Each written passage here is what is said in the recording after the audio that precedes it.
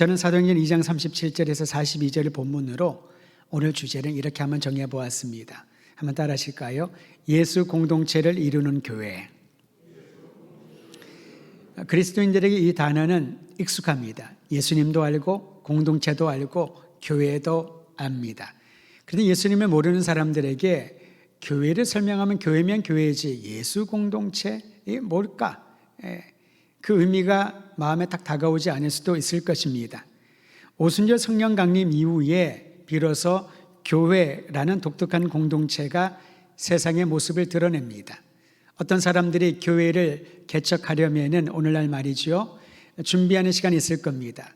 기도처로 시작을 해서 또 가족과 함께 개척 멤버들이 있다면 같이 기도하면서 준비를 하고 1년의 시간이 지나거나 또 2년의 시간이 지나면 개척 예배를 드리기도 하고요. 여러분 그러한 과정들을 잘 아실 겁니다. 우리 교회만 하더라도 국내에서 세계 교회를 개척하는 그 당시에 개척 예배에 참여하신 분들도 있고 같은 마음으로 기도하고 해외에도 국내에도 교회를 개척하지 않았습니까? 갑자기 교회가 생기진 않습니다. 준비가 필요합니다. 사람이 가장 중요하고 또 재정도 필요합니다. 그리고 이 교회가 잘 진행될 수 있도록 이모저모로 후원하는 것도 필요하죠. 그런데 최초의 교회는 그렇게 시작되지 않았습니다. 어느 누구도 교회를 염두에 두고 개척 준비를 하지 않았습니다. 재정을 준비하거나 사람들도 준비하지 않았습니다. 하나님께서 주시는 놀라운 선물, 예수님이 약속하셨던 성령께서 임하자 성령의 강림을 경험한 이들이, 그들은 120여 명인데 도처에서 모여들었다고 했지요. 예수님의 제자 12명을 포함하여서 가룟 유다를 빼고요, 이제 마띠아가 들어가게 되죠. 그 당시에 있었던 제자들 이외에 다른 100여 명의 사람들은 도처에서 왔습니다. 예루살렘일 수도 있겠고요, 또 이스라엘 전역일 수도 있고 멀리 로마에서부터 온 사람도 있었다라고 말합니다. 그들이 성령 강림을 체험한 후에 예수가 그리스도라는 사실을 분명히 믿고 알게 되면서 그리고 흩어지고 끝나지 않았습니다. 흩어진 그들은 그곳에서 예수의 복음을 전하면서 사람들을 함께 모아 예배를 드리기 시작을 합니다. 그들이 함께 모여서 예수가 전한 복음에 대하여, 예수님이 전하신 하나님 나라에 대하여, 새 생명에 대하여, 십자가 사건과 부활의 놀라운 역사를 그들은 나누기 시작을 합니다. 시간이 1시간, 2시간, 3시간, 누가 정한 예배의 시간은 없었지만은 시간이 지나가면서 육체적으로 배가 고프자 같이 음식을 나누기도 하고요. 또 음식을 떼면서 그냥 음식만 먹은 것이 아니라 예수님이 마지막 최후의 만찬이라고 우리가 알고 있는 제자들에게 이 마지막 최후의 만찬을 통하여서 주님의 몸과 주님의 피를 상징하는 떡과 잔을 나누어 주셨던 것을 기억하고 나누는 이들도 있었을 것입니다. 성령 강림 이후 십자가에 못 박힌 예수가 그리스도이심을 전파하는 이들이 함께 모여서 우리는 그들을 교회라고 칭하기 시작했던 것이지요. 거기에는 목회자가 따로 있지 않았습니다. 물론 사도들은 있었습니다마는 그들은 교회를 개척하고 그 개척교회 목회자로서 한 사람씩 책임을 감당한 것이 아니었다는 것이지요. 교회가 역사적으로 드러났을 때에 여러분 성령 강림 이후에 최초의 설교가 성경에 기록되어 있습니다.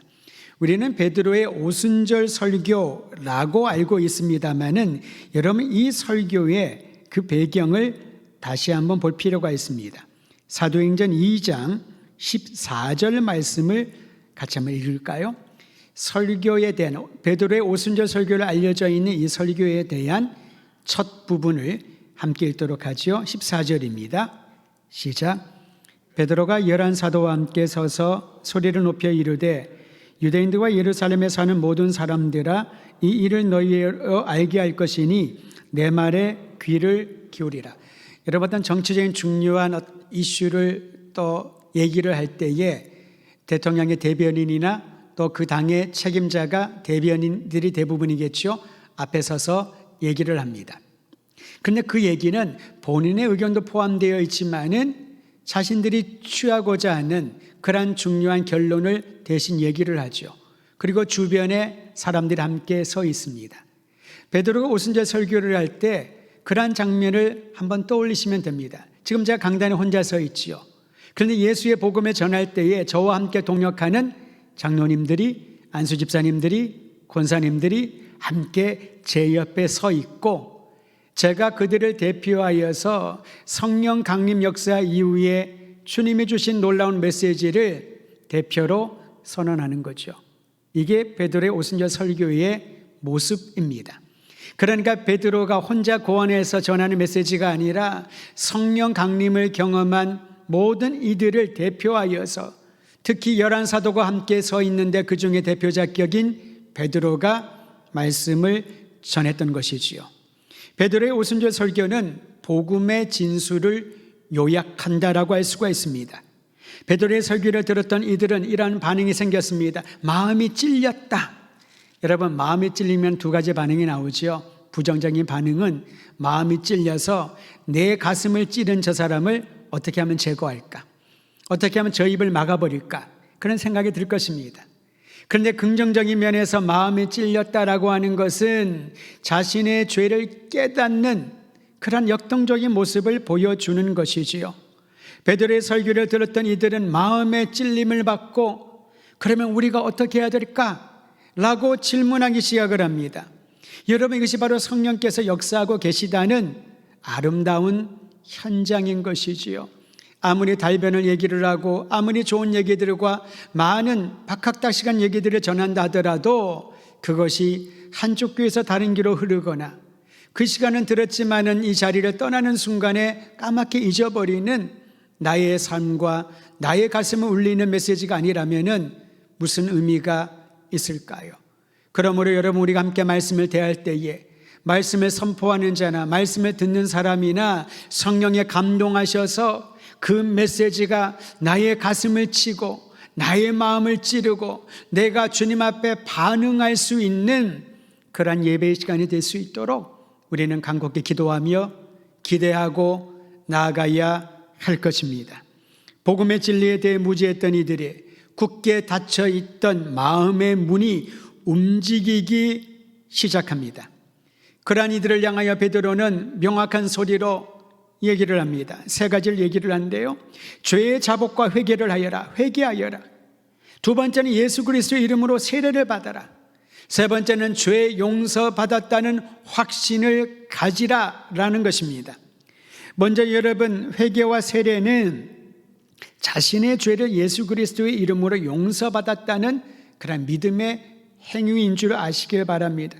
시간이 지나갈수록 우리가 회개하는 것, 세례를 받는 것을 하나의 종교 의식으로 생각하는 것이 얼마나 안타까운지 모릅니다. 여러분, 그런 얘기를 들은 적 있으시지요? 내가 믿는 집 한 자매를 너무나도 사랑을 하는데 알고 봤더니 독실한 그리스도인 가정이라서 이 자매와 이 여자와 결혼하려면은 기본적인 조건이 교회를 다녀야 되는데 세례를 받아야 된다. 그래서 결혼을 위하여서 세례를 받은 사람들도 굉장히 많았었습니다. 또는 기독교 기관이나 학교에 취업을 하기 위하여 세례 증서가 필요한데 그 증서를 받기 위하여 일시적으로 교회를 다니거나 또는 지인의 지인을 통하여 부탁하여 세례 증서를 얻는 이들도 간혹 있습니다. 마치 이 세례가 그 사람에게 자격을 부여해 주는 증서처럼 생각할 때가 있다라는 것이지요.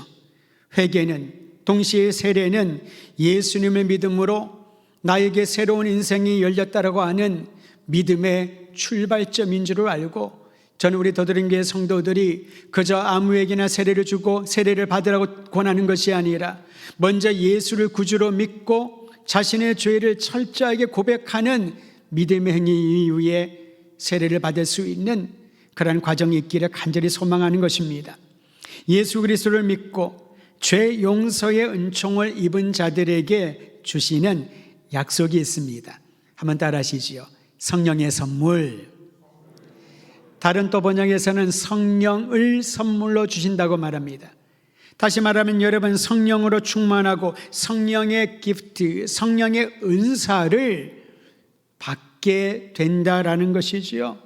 내가 예수를 믿고 구원받았다는 것만 하더라도 큰 은혜요 선물인데, 예수 그리스도를 믿고 주님 안에 거하는 자들에게 성령께서 임하여 주신다는 겁니다. 성령의 은사가 임하여 준다는 것이지요. 그런데 성령의 은사, 재능이 임한 것을 내가 알지 못하고 알아도 사용하지 않는다면 그 은사는 무디어질 것입니다. 아무리 좋은 검이라더라도 사용하지 않고 관리하지 아니하면 녹슬지 않겠습니까? 계속해서 갈고 닦고 사용했을 때에 그 칼은 더 빛이 나게 되는 것처럼 여러분, 성령의 은사를 선물로 받았으니 그 은사를 전심을 다하여 사용할 수 있는 그러한 은혜가 있기를 주의 이름으로 축원드립니다. 특별한 선물이 있습니다. 성령님이 임하시면은 은사, 재능을 주시는 것도 큰 선물이지만은 우리 모든 그리스도인을 세상으로부터 구별시켜 주신다라고 약속합니다. 성령이 임하여 구별된 이 삶은 가치관이 달라지고요, 살아가는 삶의 목적이 달라집니다. 여러분, 삶이 나태해지고 매너리즘에 빠지고 내 삶의 기쁨을 잃어버린 이유는 무엇일까요? 삶의 목적이 희미해지면은 하루하루의 시간들이 너무나도 나태하고 그리고 재미가 없을 것입니다. 삶의 목적을 바꾸어 주시고 생활의 방식을 바꾸어 주신다라는 것입니다. 그리고 이를 통하여 하나님의 영광을 위하여 자신의 모든 것을 내려놓는 과감한 행동으로 이끌어가게 될 것입니다.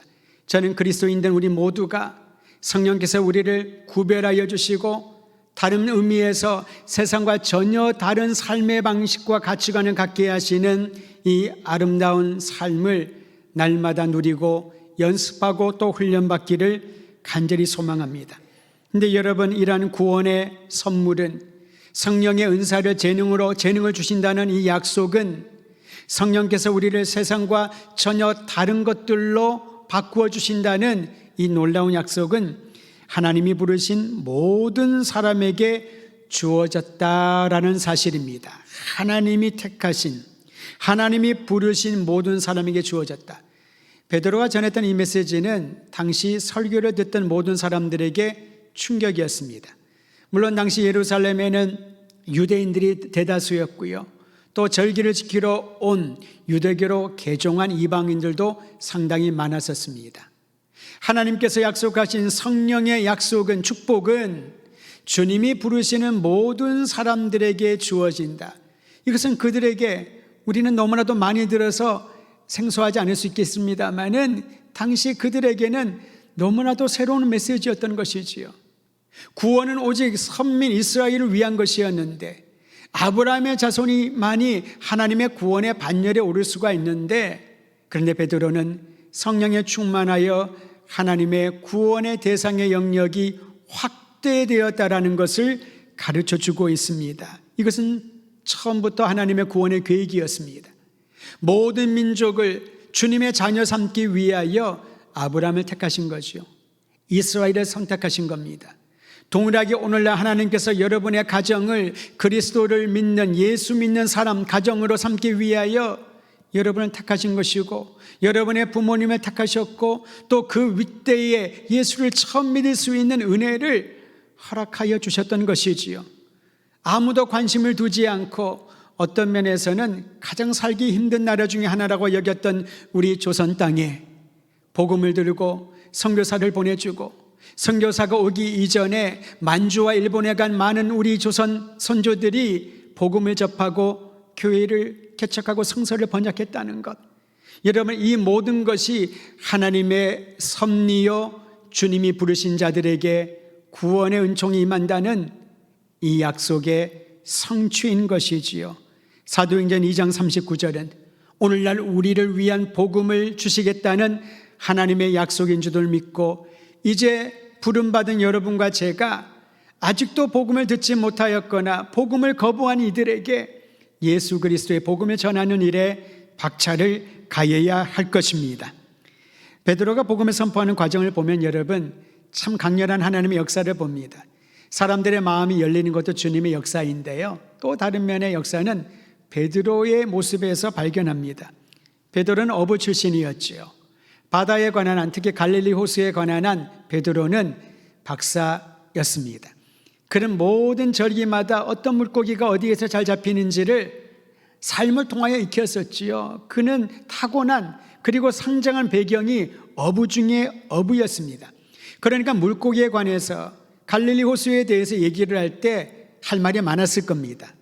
그러나 예수의 복음을 전한다, 본인이 경험한 어떤 일들을 간증할 수는 있겠지만은 예수님의 말을 전한다, 하나님 나라의 복음을 전한다는 것은 그에게 익숙하지 않았지요. 당시 유대인들에게 율법을 가르치는 권한은 서기관들, 바리새인들, 종교 지도자들의 몫이었습니다. 성전 제사에 관해서는 사두개인들이 모든 것을 담당했습니다.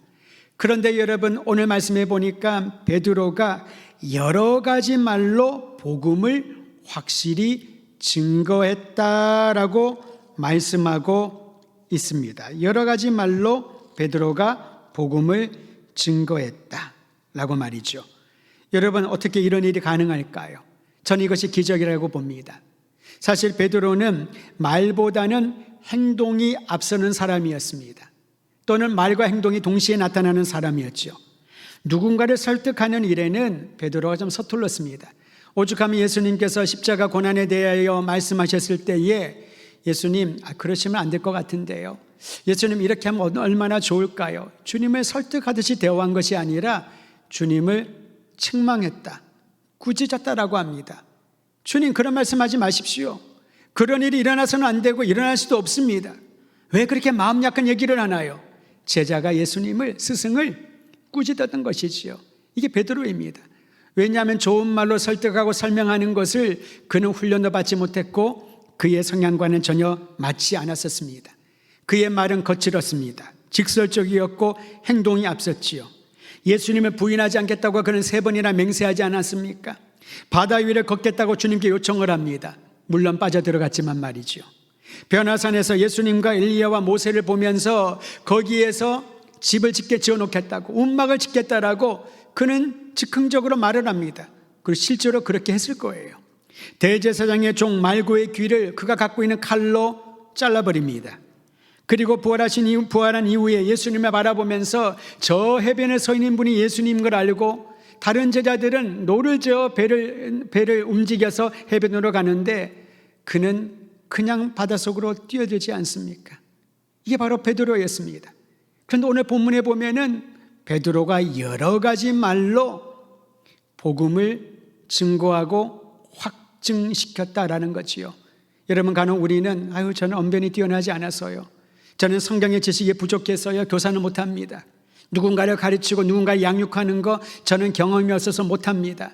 저는 아이를 키운 적이 없어가지고 누구를 돌본다는 거 전 할 수 없습니다. 딴 거 시켜주세요. 그런 생각을 할 때가 있다는 거지요. 그러나 성도 여러분, 성령이 임하시고 주님이 우리의 마음을, 생각을 바꾸어 주시면은 내가 익숙하지 아니한 것들, 내가 지금까지 할 수 없었던 것들, 아니 나와는 정반대의 일이라 할지라도 그 일을 할 수 있는 놀라운 기적을 경험하게 될 줄 믿으시기를 바랍니다. 저는 우리가 그러한 마음으로 주님 앞에 자신을 의탁하면은 남은 생애가 얼마나 아름답고 얼마나 빛이 날까, 지금까지와 전혀 다른 삶의 영역들을 경험하게 될 것입니다. 베드로의 설교가 끝나자 그 설교를 들은 후 3,000명이 세례를 받았다고 합니다. 사람의 힘으로는 불가능한 일이죠. 불가능한 일입니다. 그리고 이런 일이 일어날 것이라고 아무도 예상하지 못했습니다. 소위 말하는 초대형 교회가 생겨난 것이지요. 3,000명입니다. 엄청나지요. 그래서 여러분, 교회 성장을 연구하는 학자들은 이 구절을 부흥의 원형이 여기에 있다라고 강조를 합니다. 다시 말하면 부흥은 무엇일까? 사도행전 2장에 기록된 오순절 성령의 사건이 재현되어야 된다고 말을 합니다. 그래서 오순절 성령의 역사가 지금도 재현되게 하소서, 동일하게 일어나게 하소서 얘기를 하는데, 전에 제가 한번 말씀드린 적이 있죠. 오순절 성령의 역사는 단 한 번의 역사적 사건입니다. 그리고는 우리가 구해야 할 것은 성령으로 충만하게 해달라고, 성령님이 우리의 삶을 주관하여 해달라고 간곡히 기도해야 될 것입니다. 부흥을 강조하는 학자들은 여기에 나와 있는 것처럼 오순절 성령 강림과 같은 그런 방언과 기적의 역사가 나타나야 되고, 물론 고린도전서의 은사로서의 방언과 오순절 성령 강림 후에 말했던 이 다른 언어는 전혀 다른 차원이지요. 또는 기사와 표적이 수반되는 능력 있는 설교가 있어야 부흥이 일어난다고 말을 합니다. 회중들의 열정적인 반응이 있어야 되고 성도 수가 폭발적으로 증가할 때 우리는 거기에 부흥이 있었다라고 말한다고 합니다. 근데 여러분, 우리가 착각해서는 안 되는 부분이 있습니다. 이 또한 부흥의 모습이긴 하지만 이보다 더 중요한 것이 그 다음에 나온다는 것이지요. 그 3,000명이 세례를 받고 난 이후에 그들이 그 다음에 어떤 삶을 살았는지 우리는 알지 못합니다. 지금은 3,000명의 문제가 아니죠. 전 세계 예수 믿는 사람들이 얼마나 많이 있습니까? 그런데 오늘날의 도전은 무엇인가요? 예수 믿는 사람, 즉 교회에 다니는 기독교가 내 종교라고 말하는 사람들의 숫자가 중요한 것이 아니라 정말로 그들이 거듭났는가? 아니면 그저 교회를 오고 가는, 교회를 다니는 사람에 불과한 것은 아닌가? 진정으로 예수가 그리스도라고 하는 이 복음을 믿고 그리스도의 증인으로 살고 있는가?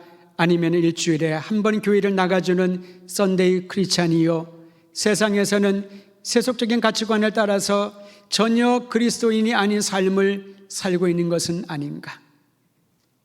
사도행전 2장에는 이미 그 부분을 예견한 것처럼 보입니다. 성령의 강림과 폭발적인 세례받는 사람들의 숫자가 증가하고 초대형 교회가 생겼습니다. 그리고 이어서 우리가 관심을 가져야 될 예수님이 강조하신 예수 공동체의 4가지 특성이 나옵니다. 우리 함께 사도행전 2장 42절을 같이 읽도록 하죠. 시작. 그들이 사도의 가르침을 받아 서로 교제하고 떡을 떼며 오로지 기도하기를 힘쓰니라. 여러분, 오늘날 같으면은 요즘은 부흥사라고 하는 호칭을 많이 쓰지 않습니다만은 부흥사가 뭔지를 아시죠? 전국을 다니며 전 세계를 다니면서 부흥 집회를 합니다. 크루세이드를 하죠. 우리나라에도 빌리그레임 목사님도 오셨었고요. 여러 가지 대형 집회들이 많이 있지 않았습니까? 그러한 대형 집회를 통하여 결신자들이 생기고요, 예수 믿는 사람들이 상당히 많아졌습니다. 감격스러운 일이지요. 베드로가 한 번 설교에 3,000명의 세례를 받았다. 그러면 베드로는 그 사역에 올인하는 것이 맞았을 겁니다. 사도들이 의논을 해서 베드로가 이렇게 은혜로운 메시지를 잘 전하니 베드로와 또 몇몇 사역자들이 팀을 이루어서 부흥전도단을 만들어서 예루살렘에서 집회를 했으니 갈릴리 지역도 가고 데가볼리도 가고 사마리아도 가고, 그렇게 하면 한 번 설교에 3,000명 정도가 나온다면은 10년 사이에 얼마나 많은 사람들이 그 지역 전체가 복음화되지 않을까? 이게 우리가 항상 익숙하게 생각했던 그러한 사역의 방식이었죠. 그런데 오늘 성경에 보면은 3,000명의 세례를 받았지만은 그 다음에 또 다른 크루세이드를, 대형 집회를 준비했다라고 말하지 않습니다. 어떤 기록이 나와 있나요? 방금 우리가 읽은 말씀입니다. 그들이 사도의 가르침을 받아 3,000명의 사람들과 또 더 많은 이들에게 사도의 가르침을 받아 서로 교제하고 떡을 떼고 오로지 기도하기를 힘쓰니라. 예수님이 전한 하나님 나라 복음을 삶의 현장 가운데서 실현하는 예수 공동체를 지속하고자 했던 것이지요. 4가지 특성이 나와 있다고 했습니다. 사도들의 가르침을 지속적으로 가르치고 배우고 전하고 또 가르쳤다. 사도들이 전한 복음의 메시지의 핵심은 무엇입니까? 예수가 그리스도시다 라는 이 복음을 여러 가지 말로 증거를 했는데요, 그들이 알고 있는 율법의 내용들, 이들은 율법학자가 아닌데 하지만 유대인으로서 율법에 대해서 기본적인 부분을 들었을 것입니다. 십계명으로부터 그들은 예수가 그리스도이심을, 그리고 그 사실을 믿는 이들이 어떻게 살아야 할지를 가르쳐 주었던 것이지요. 사도들의 가르침의 핵심은 예수 그리스도가 구원자, 그 이름 이외에 구원을 얻을 만한 이름을 준 적이 없다라는 원색적이고 확고한 메시지였던 것입니다. 저는 우리 도드림교회 성도들이, 예배드리는 모든 성도들이 예수가 나의 구주, 나의 하나님이시요 나의 구원자이시요, 이 구원자이신 예수님을 나의 사랑하는 형제와 자매와 가족들과 친구들과 우리 민족과 열방에게 전하는 것이 사도의 가르침을 받은 그 정신을 가진 교회임을 알고 예수가 그리스도이심을 날마다 선포하는 믿음의 공동체, 예수 공동체가 되기를 주의 이름으로 축원드립니다. 세상의 고귀한 어떤 것들도 예수 그리스도를 대체할 수 없다라고 하는 그 믿음이 있으면은 여러분, 우리는 예배드리는 시간에 귀하게 여길 것입니다. 하나님 앞에 기도하는 그 시간을 우선적으로 삼지 않을까요? 두 번째 특징, 예수 공동체인 교회의 특징은 성도의 교제를 중시했다라고 합니다. 여러분, 우리가 생각하는 교제는 인간적인 온정을 나누는 모임이지요. 코로나 시대를 보내면서 성도 간의 교제가 없어서 너무 아쉽고 쓸쓸하고 그렇다, 그런 얘기를 많이 해오지 않았습니까? 우리가 생각하는 교제는 재미가 있어야 돼요. 흥미가 있어야 됩니다. 그리고 함께 있으면 인간적인 따뜻함이 느껴지는 그런 교제만을 생각을 하죠. 그런데 코이노니아는 그런 것을 뜻하지 않습니다. 그것은 한 1, 2% 정도라고 할까요? 사람이 모이면 온기를 느끼는 거 굉장히 필요하죠. 초대교회에서 예수 공동체가 추구했던 성도의 교제, 이 교제는 우리는 서로 다르지만 예수님이 중심이 되어 예수 그리스도가 매개체가 되어서 전혀 다른 사람들을 연결하여 생명과 사랑을 나누는 그러한 구조를 만들어가는 교제를 말하는 것입니다. 때로는 억지로 나오는 분들이 있을 거예요. 하지만 그들을 연결해 놓는 것입니다. 생소한 사람들도 있을 것입니다. 어떤 분들은 오래된 전통 있는 교회에는 새로운 사람들이 가서 적응하기 어렵다고 얘기를 합니다. 사실입니다. 왜냐하면 아무리 우리가 따뜻하게 대해준다 하더라도 새로 오신 분들에게는 기본적으로 형성되어 있는 분위기에 들어오는 것이 마치 두꺼운 철을 뚫고 들어가는 것처럼 어려운 일이에요. 맞습니다. 그렇기 때문에 우리가 지속해야 될 부분은, 그럼에도 불구하고 교회에는 100년이 됐든 200년이 됐든 그 역사가 얼마나 오래되든 성도의 교제를 가능하게 하시는 예수 그리스도가 우리의 매개체인 줄 알고 포기하지 않고 끝까지 예수 그리스도의 이름으로 새로운 가족들을 연결하고 또 지나간 사람들을 연결하고 나를 연결을 하고 내 안에 서운한 감정도 있고요, 상처도 있을 수가 있고요, 납득하지 못하는 그런 상황들이 펼쳐질지라도 교회는 예수가 중심인 예수의 공동체이기 때문에 성도 간의 교제를 포기하거나 단절시키지 않는 그런 강인한 믿음이 있어야 되는 것입니다. 성도의 교제는 이전에 경험하지 못했던 기적을 만들어냅니다. 온정을 나누는 교제는 내 마음에 들지 않으면 탈퇴하면 됩니다. 그렇죠? 내가 동아리 들었는데 재미가 없다, 탈퇴하면 되지요. 다른 데 들면 되는 것입니다. 이것은 인간적인 교제이지요. 우리의 온정과 취미라든가 다른 것들이 매개체가 되는 겁니다. 하지만 교회는 결코 그렇지 않습니다. 성도의 교제로서의 이 중요한 요소를 잊어버리고 또는 알지 못하기 때문에 우리가 자신의 감정에 따라, 자신의 생각에 따라 결정을 하지 않는가 싶습니다. 성도의 교제는 잃어버린 영혼을 찾아 그리스도인으로 살도록 섬기는 아름다운 교제의 목적을 깨닫게 합니다. 이웃사랑은 여러분, 우리가 지켜야 될 인간적인 도리나 그리스도인의 의무가 아니잖아요. 이것은 주님의 명령입니다. 그리스도 예수의 사람이라면은 주님의 명령에 순종하는 것이 우리의 본분 아닐까요? 하나님을 사랑하고 이웃을 사랑하고 세상을 섬기는 예수 공동체는 주님이 주시는 명령이기에 우리가 주님 배울 때까지 충성을 다하여 감당해야 될 일입니다. 저는 우리 교회 안에 이런 예수님이 이끌어 가시는, 연결해 주시는 성도의 교조가 풍성한 더드림 공동체 되기를 간절히 소망합니다. 세 번째로 예수 공동체는 함께 모여 자주 떡을 뗐습니다. 물론 떡을 뗀다, 음식을 먹는다는 것이지요. 그런데 여기 본문에 나와 있는 떡을 떼는 행위는 우리가 예배 끝나고 밥을 먹냐 안 먹냐, 또 우리가 성도들이 만나서 구역이나 소그룹이 모여서 또 목장들이 모여서 밥을 먹냐 안 먹냐, 그런 차원을 말하는 것이 아닙니다. 우리의 문화는 먹는 걸 굉장히 중요하지요. 그렇습니다, 여러분. 그런데 여기서 말하는 떡을 뗀다는 것은 우리가 동등한 위치에 있다라고 하는 놀라운 복을 경험하는 그러한 자리인 것이지요. 예수님께서 종교 지도자들의 분노를 또 빈축을 많이 샀습니다. 그 대표적인 이유 중에 하나가 그들이, 종교 지도자들이 단 한 번도 같은 식탁에서 밥을 먹어본 적이 없는 대상들을 예수님은 찾아가서 밥을 같이 먹었거든요. 세리의 집에 들어갑니다. 창녀들과 함께 식탁에 앉습니다. 세상에서 그 마을에서 죄인이라고 소문난 악한 이들도 예수께서는 거부하지 않고 함께 식탁에서 음식을 나누고 떡을 뗍니다. 떡을 뗀다는 것은 우리는 동등한 입장이라는 것이거든요. 예수님께서 최후의 만찬을 하시면서 제자들에게 떡을 떼어주는 거 뭐라고 말씀하셨습니까? 이것은 나의 몸이다. 이것은 나의 피다.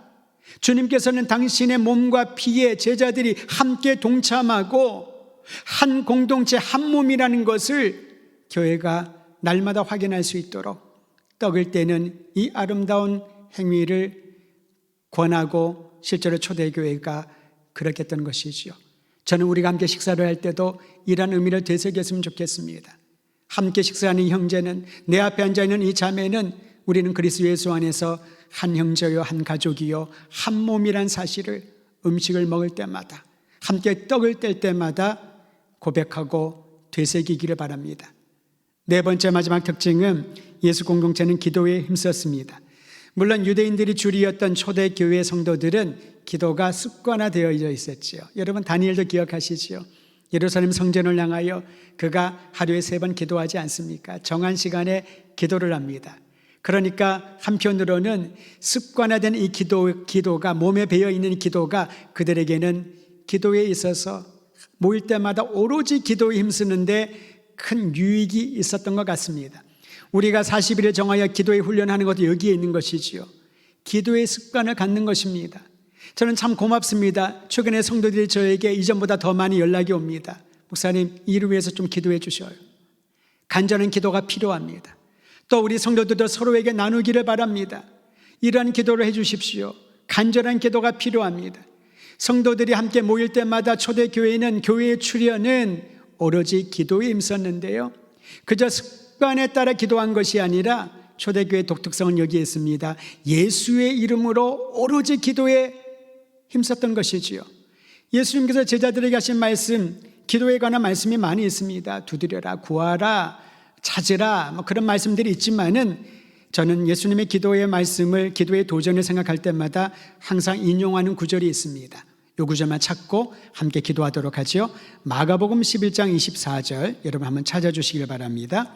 마가복음 11장 24절 말씀입니다.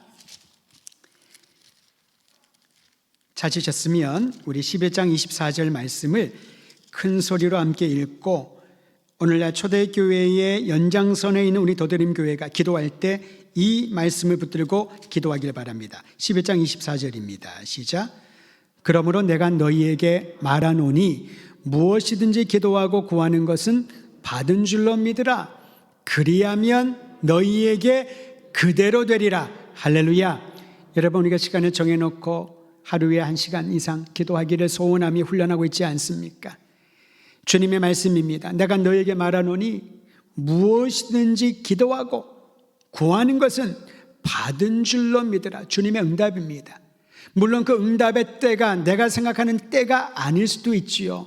근데 주님의 계획은 완전하심을 믿는다면은 내가 원하는 때가 아니라 주님 보시기에 최상의 때에 최선이 보여질 수 있는 그때에 반드시 이루어질 줄을 믿고 그리하면 그대로 너희에게 되리라. 여러분, 지금까지 기도했는데 안 돼요. 그게 바로 불신의 모습인 것입니다. 그런 얘기 많이 들어보셨지요? 기도는 확률이 100%라고. 응답 확률이. 왜 그럴까요? 응답 받을 때까지 기도하니까요. 우리는 이런 얘기를 너무 많이 들어서 적용을 안 하나 봅니다. 기도는 끝까지 하는 것입니다. 그리고 나중에 그 결과를 우리는 간증하는 것이지요. 3년 반 동안 가물었던 그 땅에 하나님께서 명하시자 엘리야가 다리 사이에 머리를 넣고 간절히 기도하고 또 기도했더니 구름이 보이고 비구름이 모이고 비가 내렸던 그 기적, 3년 반 만에 일어날지는 아무도 몰랐겠지요. 그러나 하나님의 때가 임하자 그러한 기적이 일어났고 엘리야는 그렇게 간증했을 것입니다. 하나님이 나에게 이런 은혜를 주셨다. 우리에게 하나님의 살아계심을 보였다. 주님이 명하시면 3년 반은 웬걸요? 일주일만 해도 올 수가 있고요. 구름을 모일 필요가 있나요? 하늘이 마치 노아의 홍수 때처럼 열려서 단번에 물을 막 쏟아부을 수도 있는데 하나님께서는 그렇게 하지 아니하시고 모든 사람들이 하나님의 살아계심과 역사하심을 알고 그리고 그 역사의 현장에 있는 믿음의 사람들이 간증하고 자랑할 수 있도록 우리에게 모든 과정들을 보게 하시는 겁니다. 무엇이든지 주의 이름으로 구하는 것은 받은 줄로 믿으라. 그리하면 그대로 되리라. 할렐루야. 이 믿음을 가지고 여러분 오늘 이 밤에 기도 제목 가지고 오신 그 기도 제목을 하나님 앞에 의탁하며 기도하십시다.